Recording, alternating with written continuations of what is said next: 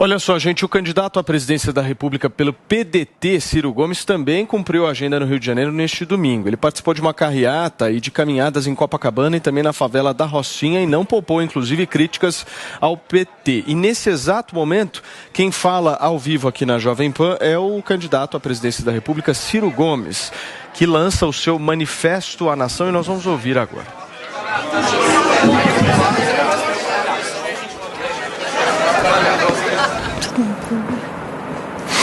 Estamos com um pequeno probleminha no áudio, daqui a pouquinho essas imagens são ao vivo. Ciro Gomes que reuniu, né, Paulinha, apoiadores hoje pela manhã, justamente criando um certo suspense ontem nas redes sociais, dizendo que faria um pronunciamento oficial, enfim, e que todos teriam que acompanhar. Havia uma expectativa, né, alguns disseram que ele poderia vir a desistir, mas isso se provou completamente falso, né? Ele mantém a candidatura e lança um manifesto contra aquele voto que a gente chama de voto útil, que é justamente a tentativa de Guga Noblar aqui nesse programa de fazer você acreditar nisso. Certo, queridos? Pois é. É basicamente isso que está acontecendo, né? Nós vamos ouvir mais um pouquinho. Vamos falar sobre o Ciro Gomes? Ciro Gomes, escuta, claro. Ciro Gomes, você não tem nenhum tipo de mágoa do Ciro Gomes? Você acha que o Ciro Gomes está contribuindo para um projeto fascista de poder? Olha, o Ciro Gomes, ele está agora ficando realmente com essa imagem de uma espécie de candidato que está fazendo dobradinha com o Bolsonaro. Então é muito ruim para a imagem dele. Não é que eles combinaram, vamos jogar juntos. Mas eles perceberam que em dado momento da partida, os dois estavam batendo ali do mesmo lado e que ficou interessante mirarem a força para aquele mesmo lado, que é o lado do Lula. Então ambos estão concentrados ali em Luiz Inácio Lula da Silva, batendo em Lula e, de certa maneira, se poupando mutuamente, né? Tanto que no debate do SBT, que teve na sexta-feira, né? Ou foi no sábado? Sábado, desculpa. No debate do SBT, a imagem do Ciro foi essa. Ele se comportou como uma espécie de acessório do Bolsonaro. Inclusive, pegaram momentos dele cochichando no ouvido do Fábio Faria, que é o ministro das Comunicações, e em seguida o Fábio cochichando no ouvido do Bolsonaro, e isso foi interpretado como se eles estivessem trocando confidências durante o debate. É o voto Bolsociro, Bolsonaro. Agora, a questão é que 50%, dependendo da pesquisa, em média, 50% dos eleitores ciristas são lulistas no segundo turno. Já bolsonaristas são mais ou menos 20%. Então, a maior parte do eleitor dele tem um perfil mais à esquerda, por mais que ele esteja agora construindo pontes com a direita. E foi resgatado uma entrevista do Ciro de 2017, onde ele dizia em 2017, antes do Bolsonaro ser eleito, que o eleitor do Bolsonaro, na verdade, era o eleitor dele. Ele já tinha o foco no eleitor mais à direita, bolsonarista, antipetista, que queria, enfim, que tinha aquela bandeira da anticorrupção naquela época ali de 2017. Ele já mirava esse tipo de eleitor. E agora, enfim, a estratégia dele claramente é essa, só que não está dando em nada. O Ciro está estagnado, tem pesquisas novas saindo com sempre o Lula oscilando um pontinho para cima, Bolsonaro estacionado e Ciro ou caindo um ponto ou estacionado também. Sim. E 70% dos eleitores querem a eleição definida no primeiro turno. Boa parte desses eleitores são ciristas, então eles podem mudar de lado. E por que o interesse, então, se a pesquisa aponta o Lula, que algumas pesquisas apontaram que o Lula pode ganhar no primeiro turno, por que esse interesse, esse desespero, então, Guga, do Lula correr atrás desse voto útil, de insistir tanto no voto útil, se segundo várias pesquisas, né, ele já está eleito no primeiro turno? Isso que não dá para entender. Eu voltei ontem, agora de manhã de Brasília, e essa semana fizeram várias pesquisas aí, partidos, e apontam, várias dessas pesquisas de partidos internos, né, apontam que o Bolsonaro está 10 pontos a mais que o Lula nessa corrida eleitoral agora. Qual? Então, pesquisa?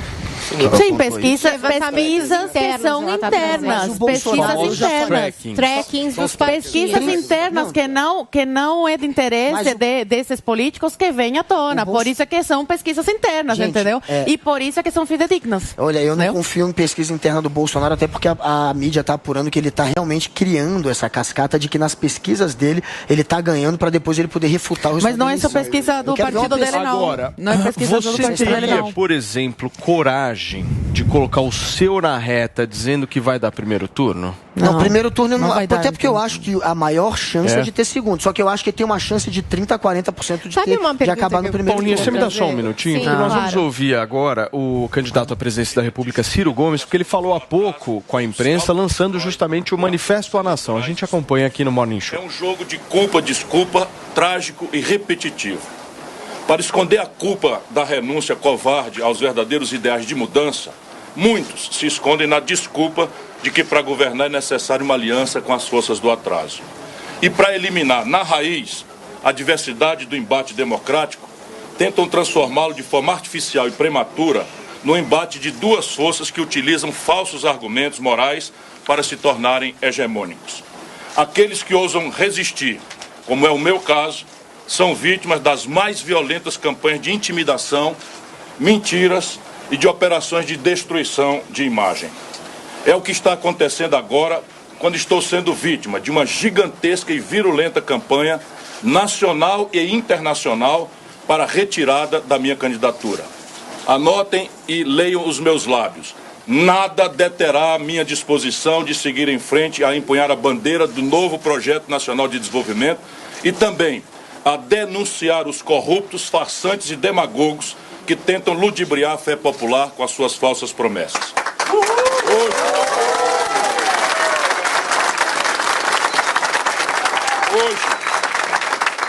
Hoje a máscara desta farsa cobre duas faces, que mesmo possuindo certos conteúdos e contornos diferentes, trazem de forma profunda a matriz histórica dos erros que há décadas atrasam o Brasil e escravizam o nosso povo.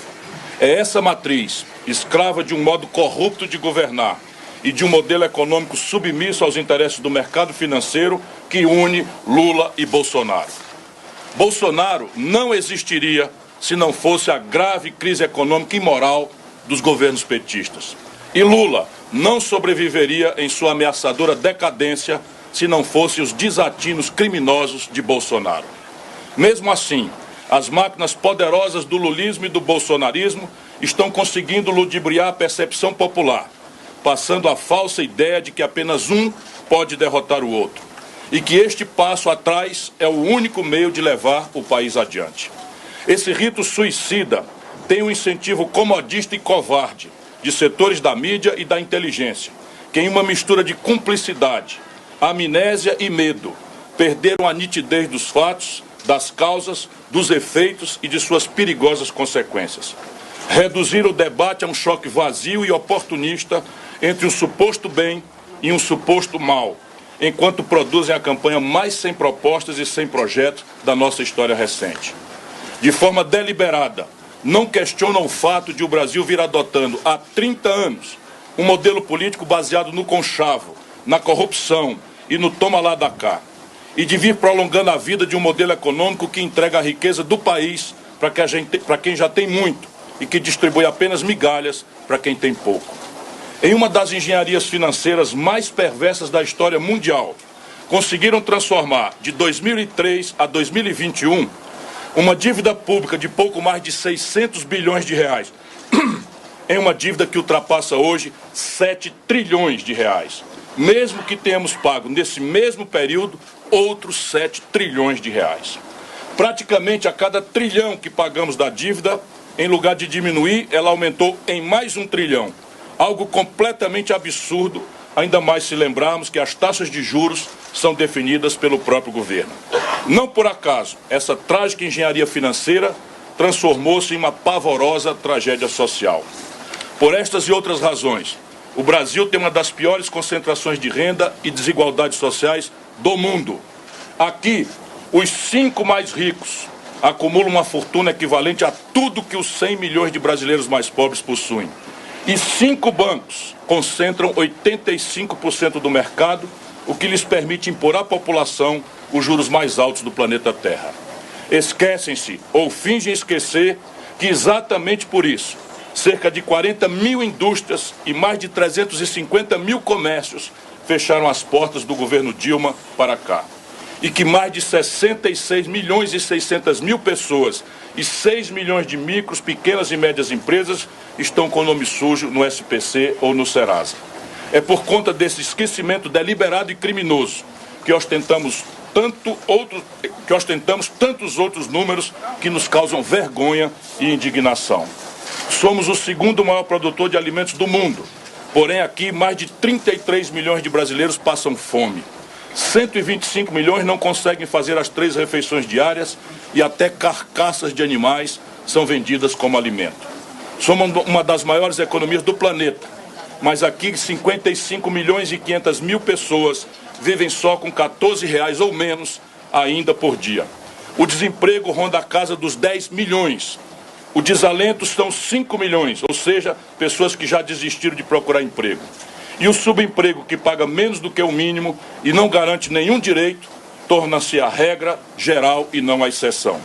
Lula e o PT passaram 14 anos no poder e deixaram o Brasil com os mesmos problemas que encontraram. A prova disso é a rápida evaporação dos efeitos da fugaz benesse que conseguiram produzir, impulsionada por ciclos favoráveis de commodities. Lula continua a repetir que colocou os pobres no orçamento, quando na verdade os contentou com migalhas, deixando-os aonde sempre estiveram, na escravidão da pobreza. Bolsonaro, sua cria maligna, seguiu parte dessa cartilha, aliando-se ao centrão e rendendo-se à corrupção e ao clientelismo. E acrescentou, sem dúvida, conteúdos gigantescamente mais pavorosos: o desrespeito às instituições e crimes contra a humanidade. Mas essas diferenças não conseguem os separar de todo. Ao contrário, conteúdos políticos e econômicos profundos mais os aproximam do que os separam. Por isso tudo, o Brasil está na iminência de sofrer a maior fraude eleitoral da nossa história. Não a mentirosa fraude das urnas eletrônicas inventada por Bolsonaro, mas a fraude do estelionato eleitoral, que sofrerão as vítimas que apertarem nas urnas invioláveis o 13 ou o 22. As urnas são de fato invioláveis, mas a legítima vontade popular está sendo tremendamente violada. Pois os que pensam que apertar o 13 elegerão Lula, mesmo que com seus defeitos, estarão na verdade elegendo os mesmos que saquearam o país nos últimos anos, com os quais Lula vergonhosamente de novo se aliou. Aqueles que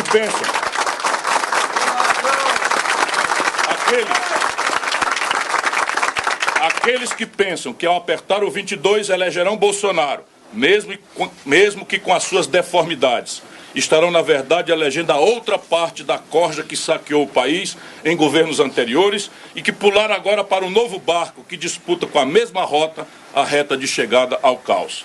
Mas ninguém traz isso para o debate. Agora, na reta final da campanha mais vazia da história, embalam tudo no falso argumento do voto útil. Com essa pregação, querem eliminar a liberdade das pessoas de votarem, no regime de 2 turnos, primeiro no candidato que mais representa seus valores, e, se for o caso, de optarem depois por aqueles que mais se aproximem de suas ideias. Querem privá-las do direito de expressar seus sonhos e de testar a força das suas posições, enriquecendo o debate e fortalecendo a pluralidade de ideias. Querem calar as vozes das dissidências e submetê-las sob o regime do medo e do terror velado a 2 blocos rivais que se escondem no maniqueísmo e no personalismo, para disfarçar as profundas e definitivas semelhanças de suas candidaturas. Por mais jogo sujo que pratiquem, eles não me intimidarão. Não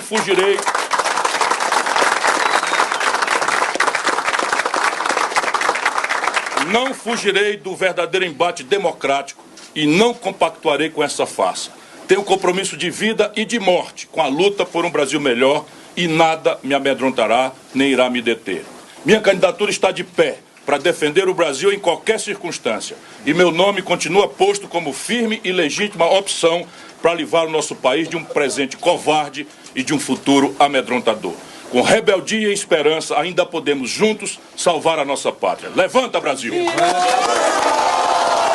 O professor, a gente exibiu aqui no Morning Show agora o Manifesto à Nação lançado por Ciro Gomes hoje, né? Como a gente disse antes do intervalo comercial, né, Paulinha, ontem ele criou uma certa expectativa, dizendo que faria um pronunciamento hoje, mas se ele desistisse da candidatura, seria um suicídio político, né? Suicídio, totalmente, suicídio político. E tanto que não se imaginava isso, e na realidade me parece, ficou muito bem claro, foi uma estratégia brilhante de marketing político e para pegar mídia espontânea. Ele conseguiu, trilhou, já estabeleceu alguns parâmetros, e ele jamais faria. O Ciro não seria burro ao ponto de fazer. Eu vou tentar dizer por que ele não seria burro de fazer algo do gênero. Primeiro, eu tenho uma discordância a respeito de que nós estamos tendo uma disputa entre a direita e a esquerda neste momento. A coisa é mais trágica ainda. Nós temos uma crise de liderança, um sistema político que não presta e a configuração de polarização neste momento que não está entre a esquerda e a direita. Ela está entre o Deep State, um grupo que tomou conta da política do Brasil para benefícios próprios. É suprapartidário isso, mas com predominância da esquerda. Nós temos um grupo que tentou mudar isso, mas viu que ele não tem como mudar. Por quê? Porque o sistema político é podre. E o sistema político não permite alterações, que seria um grupo mais o Bolsonaro.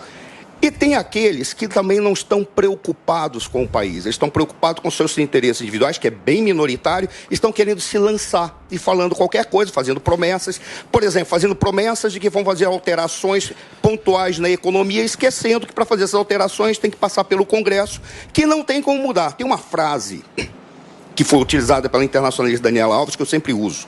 Tá? Ela diz o seguinte, uma vez num debate, ela falou o seguinte: não vai adiantar tantas mudanças com esse sistema. Por qual razão? Porque peça nova em máquina velha não produz resultados, porque as engrenagens são as mesmas. Vai ficar a mesma coisa que aí está. E esse pequeno grupo que está preocupado consigo mesmo, ele está indo lá para o Congresso e ele está indo lá tentando o Executivo, porque lá Brasília é uma ilha da fantasia. Eles não sabem o que está acontecendo no povo e no país. Eles vivem uma realidade própria. Qual é a grande questão? O Ciro entendeu essa lógica do Deep State. Ele sabe que essa máquina que foi tomada por um grupo gigantesco de indivíduos, essa máquina, ela apodreceu o país. Qual é a jogada do Ciro? Ele está tentando se mostrar como alternativa de esquerda para o futuro. Às vezes eu brinco dizendo assim: o Ciro, num processo revolucionário, ele é o menchevique da história. Quem era o menchevique? É o mesmo cara que estava junto com o Partido Operário Social-Democrata Russo no momento da Revolução que antecedeu, que eram aqueles caras que diziam assim: nós temos que, antes de fazer a Revolução Socialista, temos que entregar para a burguesia para criar as condições históricas de um processo revolucionário concreto. O Ciro, ele está apontando exatamente trazer esses segmentos mais à direita para tentar construir um processo de transformação. Deixa eu receber quem nos acompanha também pelo rádio. São 10 horas e 47 minutos. Para vocês que chegaram agora, a gente está fazendo uma análise aqui, debatendo um pouco a respeito do Manifesto à Nação, né, Paulinha? Lançado pelo candidato à presidência da República, Ciro Gomes. Acompanhamos, inclusive, o discurso todo dele e estamos repercutindo, certo? Em que ele também critica essa história do voto útil, né? E diz aí que as pessoas deveriam poder votar nesse primeiro turno em quem eles se identificam mais, para depois, quem sabe, fazer uma outra escolha ali entre, enfim, quem se identifica mais dentro de dois. Mas eu queria perguntar para vocês se vocês acham que, por exemplo, essa semana a gente tem as últimas pesquisas, né? Antes do primeiro turno. Se essas pesquisas vão vir mostrando, quem sabe, um movimento de voto útil, ou se não, isso vai ser uma grande surpresa que vai só ser diagnosticado mesmo no dia da eleição. Olha,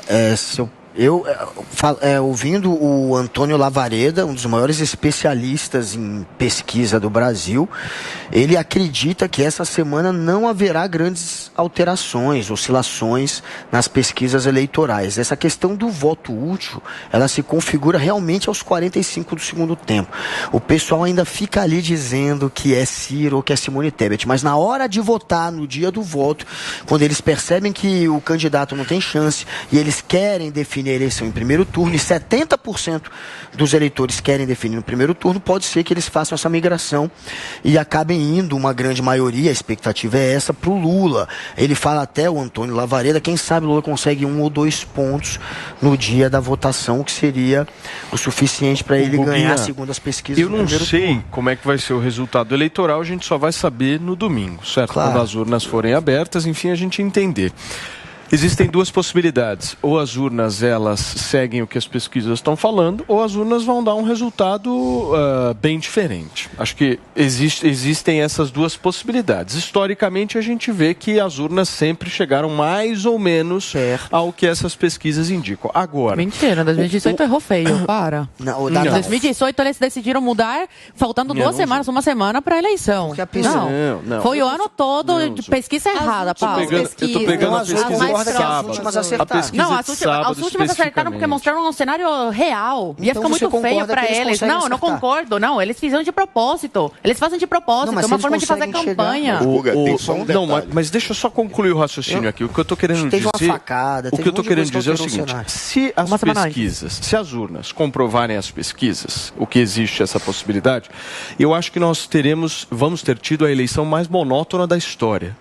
Mais monótona da história. Porque nós temos pesquisas em que os candidatos mudam mais ou menos dentro da margem de erro, subindo um pouquinho aqui, 2 pontos ali, 1 ponto aqui, e um resultado eleitoral de um eleitor que definiu o seu voto já desde o início do ano. Ou seja, se você for analisar os números da pesquisa espontânea para a presidência da República, Bolsonaro e Lula estão na frente já há mais de um ano. Ou seja, o que eu me refiro a essa questão monótona. Teve uma curva monótona é o seguinte, é uma eleição também, né, decidida anteriormente. Há 2 anos. Se as urnas comprovarem. Quem falou que isso? As pesquisas o Carlos Montenegro. Só, antes do professor entrar, só mais esse detalhe. Isso que você falou é interessante. O Carlos Montenegro, que era o presidente do Ibope, ele disse isso. A eleição, ela está definida. Ela começou em 2018 e ela já acabou. Não houve grandes alterações. É só esperar agora apertarem o botão confirma. Isso ele disse há 2 semanas. De fato, a visão é essa. É uma eleição do ponto de vista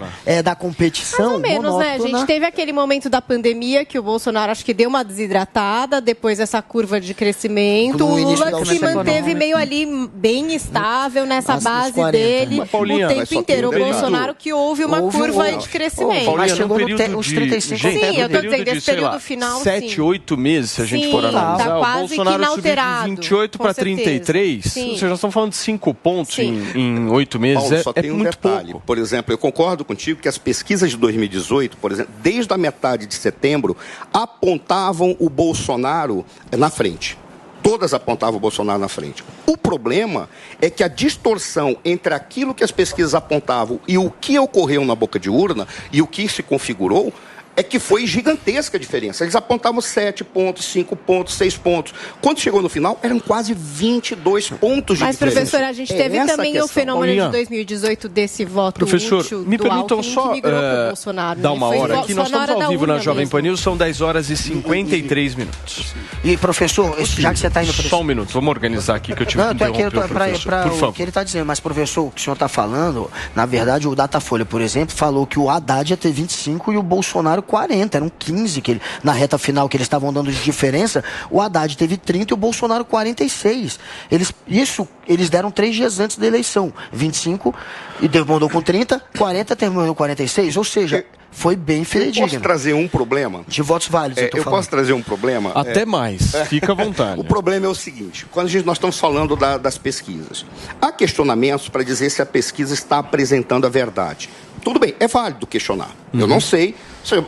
Como é que você pode dizer se ela apresenta ou não a verdade? Você tem que ter toda a metodologia, saber como foram as estratégias das questões, qual foi a amostragem, como é que foi calculada a amostragem. Tudo isso tem que ser lido de uma maneira muito criteriosa para perceber aquelas vírgulas que foram colocadas na metodologia para direcionar. Mas o problema não é se elas falam a verdade ou não. O problema é outro. O problema é: as pesquisas eleitorais são indultoras de comportamento eleitoral? Essa é a questão. Se você tiver umas pesquisas, não precisa ter 100% das pesquisas erradas. Se você tiver a metade delas intencionalmente distorcida e você tiver canais de massificação desses resultados, o problema é saber se isso vai induzir o eleitor a ter um determinado comportamento. Eu vou contar uma história que aconteceu comigo em Brasília.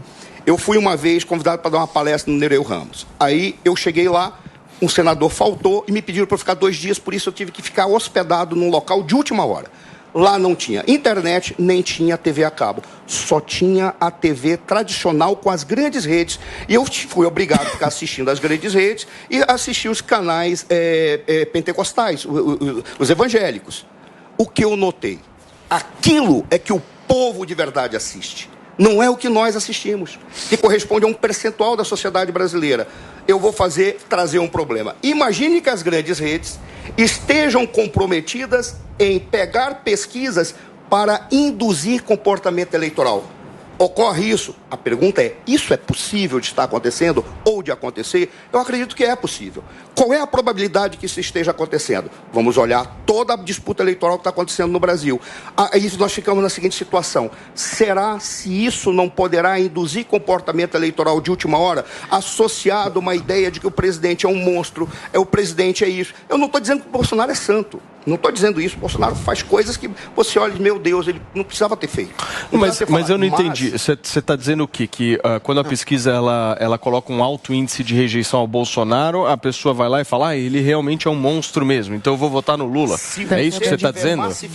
Possa influenciar na opinião das pessoas. Eu acredito que influencia da seguinte... Eu trouxe essa pergunta aqui, até o Paulo Figueiredo, que infelizmente não está com a gente hoje, mas volta amanhã, ele trouxe a questão até da Hillary Clinton, que às vezes a pesquisa aponta uma coisa e até incentiva o outro eleitorado a engajar mais. Porque eu sempre me perguntei isso. Por exemplo, o Lula está sempre lá na frente na pesquisa.